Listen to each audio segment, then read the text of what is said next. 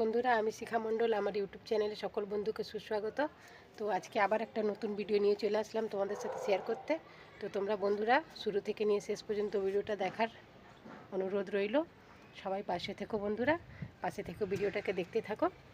বন্ধুরা, তোমরা যদি মটর শাকের এই ঘন্ট রেসিপি খেতে চাও তাহলে ভিডিওটাকে প্রথম থেকে নিয়ে শেষ পর্যন্ত দেখতে থাকো। দারুণ টেস্টের একটা কিন্তু মটরশুঁটির ঘন্ট করেছি, মটরশুঁটি শাকের ঘন্ট করেছি। তোমরা যদি খেতে চাও তাহলে ভিডিওটা দেখতে থাকো। চলো রেসিপির দিকে চলি। শীতকালে দেখো অনেক ধরনের শাক পাওয়া যায়। তো এটা হচ্ছে দেখো ছোলার শাক, এখানে আছে দেখো আলু শাক, এখানে আছে মেথি শাক। তো বাজারে কম পাওয়া যাক শাকটা হচ্ছে কি, এটা হলো মটর শাক। তো আজকে আমরা এই মটর শাকেরই রেসিপি করব। তো তোমরা দেখতেই পাচ্ছ কি আমাদের টবেতে কত মটর শাক হয়ে আছে। তো এই মটর শাকের এই ডগগুলোকে আমরা এইভাবে ছোট ছোট করে তুলে নেবো। এভাবে দেখতে পাচ্ছ, এইভাবেই আমরা মটর শাকের ডগগুলোকে সব তুলে নিচ্ছি। তুলে নিয়ে চলো তারপরে রেসিপির দিকে যাবো। মটর শাকটা কীভাবে বাজবো, কী করে কী করব, তো পুরো ভিডিওটাই তোমাদের সাথে শেয়ার করছি।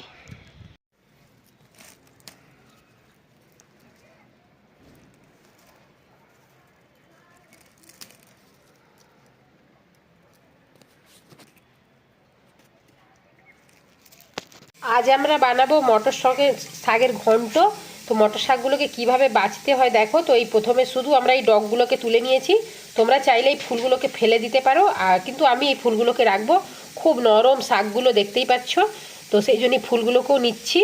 আর এই যে এর মধ্যে দেখো এই যে সুর আছে, এই যে ছোট ছোট, এই যে দেখতে পাচ্ছ, এই সুরগুলোকে ফেলে দিতে হবে। আমি অবশ্য ছাদেতেই এগুলো তোলার সময় ফেলে দিয়েছিলাম, এক দুটো রেখেছিলাম তোমাদেরকে একটু দেখাবার জন্য। বাকি আমি দেখো এগুলো সব ফেলেই দিয়েছি, এগুলো একটু ফেলে দিতে হবে। এবার এটাকে খুব একটু মিহিন করে কেটে নিতে হবে। এটা একটু সিদ্ধ হতে দেরি হয়, তো যার কারণে চলো আমরা এটা একটু মিহি করে কেটে নিচ্ছি। মটর শাকের রেসিপি তৈরি করতে আমরা চলে আসলাম। প্রথমে কড়া বসালাম, কড়াতে সর্ষের তেল দিয়ে দিচ্ছি। এবার এতে ফোড়নে দিয়ে দিলাম কালো জিরে, আর তার সাথে দিয়ে দিলাম কটা কাঁচা লঙ্কা।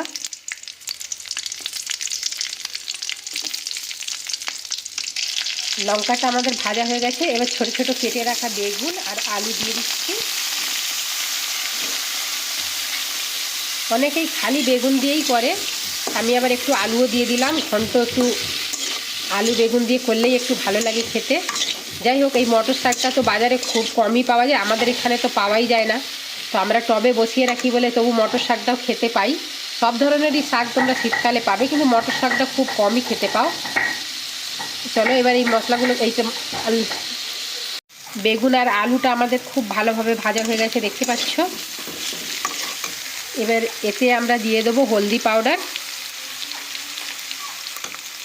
দিয়ে আর কিছুক্ষণ ভেজে নিচ্ছি।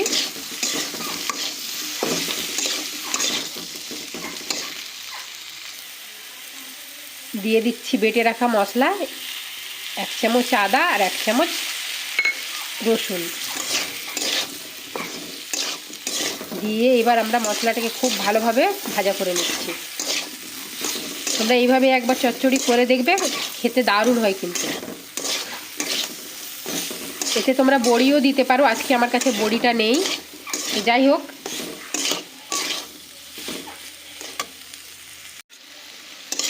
তো মশলাটা অনেকটা ভাজা হয়ে গেছে আমাদের। এতে কেটে রাখা একটা টমেটো দিয়ে দিচ্ছি, আর নুনটাও আমি দিয়ে দিয়েছিলাম কিন্তু নুনটা দেখানো হয় না।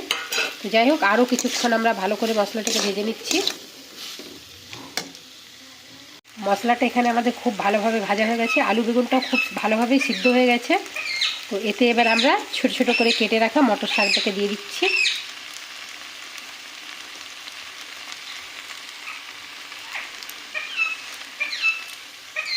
মটর শাকটাকে দিয়ে আমরা খুব ভালোভাবে নাড়াচাড়া করে ঢাকা দিয়ে দিচ্ছি। ঢাকা চাপা দিয়ে দিয়ে এবার শাকটাকেও আমরা ভালো করে সিদ্ধ করে নেব। তো তোমরা কে কে এইভাবে মটর শাক রান্না করো বলো। আমাদের এই ছাদেতে যখন এই মটর শাক হয় তখনই আমরা এই তুলে রান্না করি। চলো এবার ঢাকা দিচ্ছি, সিদ্ধ হওয়ার অপেক্ষায় আছি। চলো, তো শাকটা এখানে আমাদের অনেকটাই সিদ্ধ হয়ে গেছে। আমরা এতে জল দিইনি, কিন্তু দেখো শাকটা তাও সিদ্ধ হয়ে গেছে। আর আলু বেগুন তো আগেই সিদ্ধ হয়ে গেছিলো এই যে। তো আরও কিছুক্ষণ ঢাকা দিয়ে সিদ্ধ করে নিচ্ছি।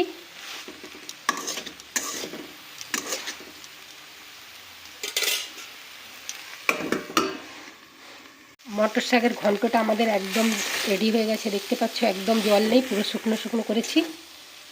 তো চলো এবার নামিয়ে নিচ্ছি।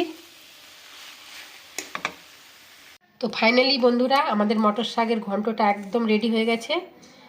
তো তোমরা কে কে খেতে চাও তাহলে চলে আসো। এতক্ষণ পাশে থেকে ভিডিওটা দেখার জন্য সকল বন্ধুকে অনেক অনেক ধন্যবাদ। সবাই ভালো থেকো, সুস্থ থেকো। আবার নতুন কোনো ভিডিওর সাথে দেখা হবে। বাই বন্ধুরা।